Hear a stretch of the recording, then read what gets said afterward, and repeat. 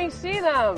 This mob of eager shoppers is not out to find a bargain at a giant superstore. They're a friendly mob, spontaneously descending on a local small business with the objective of spending $20. Today I bought a pair of flip-flops and a bottle of wine.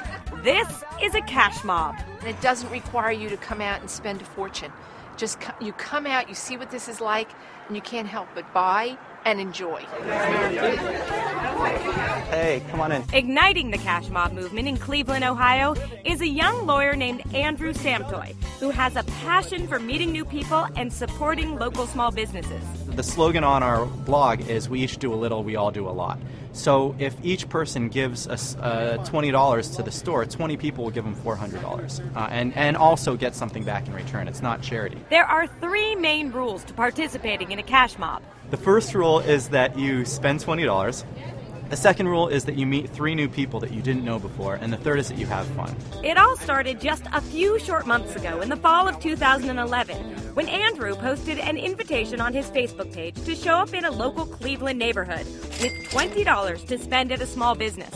It's one of the ironies about cash mobs, though, that we use social media to get the word out, but we're almost anti-social media. We're using social media to organize people socially and get them to actually meet each other face to face. The small grassroots campaign quickly took root. Andrew set up a website instructing people on how to start a cash mob, and similar scenes started playing out all over the country, with local organizers selecting the stores and getting the word out to the community. Carolyn Holtz, the owner of the Variety Mart in Bridgeport, New York, describes the experience. It was just absolutely amazing. They were hoping for 40 people. We had over 100 people come. There was a line outside the store. There was a line inside the store, people waiting to pay. 3 of us behind the counter, quickly ringing people up and bagging things. On this particular Saturday, Andrew orchestrated the very first International Cash Mob Day, with over 200 cash mobs happening around the United States and the world.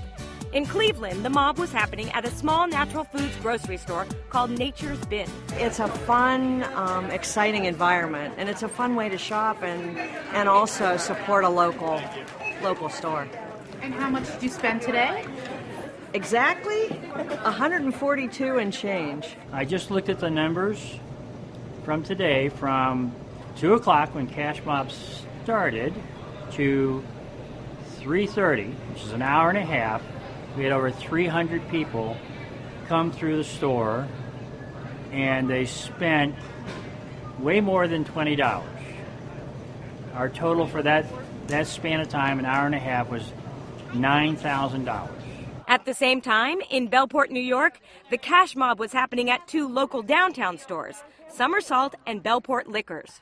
I bought local wine in the local liquor store, so that also supports the community. The method for selecting a small business to be cash mobbed is simple. First off, they need to be locally owned and independently operated. And secondly, they need to give back to their community. And I think the second part is something you can't fake. You can't just say, hey, I'm going to start sponsoring a team, bring a cash mob to my business so I can do this.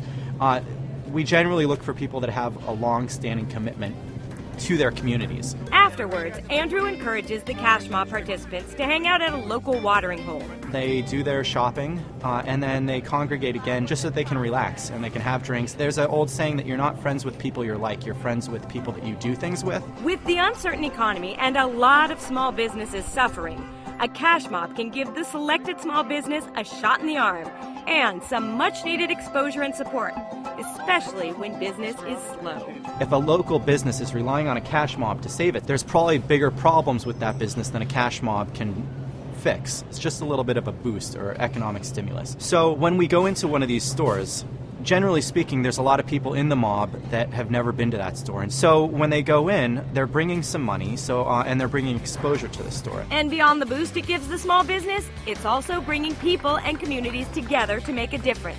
$20 at a time. I think the importance of the cash mob concept is really to build community and show people that they have the power to make the difference in their own community. Is it the answer to our economic woes? Absolutely not. But I really think that it's leading to something that can show people that they can make a difference.